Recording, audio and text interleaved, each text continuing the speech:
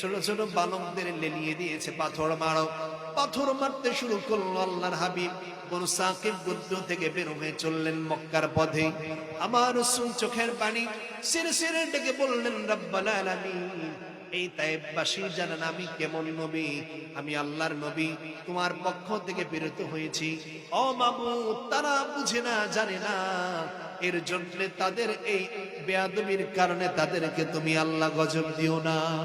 ছোট ছোট বালকদের লেলিয়ে দিয়েছে, পাথর মারো।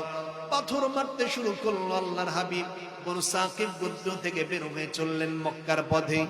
আমার রাসূল চোখের পানি ছেড়ে ছেড়ে ডেকে বললেন, রব্বুল আলামিন, এই তায়েববাসী জানেন আমি কেমন নবী, আমি আল্লাহর নবী, তোমার পক্ষ থেকে প্রেরিত হয়েছি। ও মাবুদ, তারা বুঝে না, জানে না, এর জন্য তাদের এই বেয়াদবির কারণে তাদেরকে তুমি আল্লাহ গজব দিও না।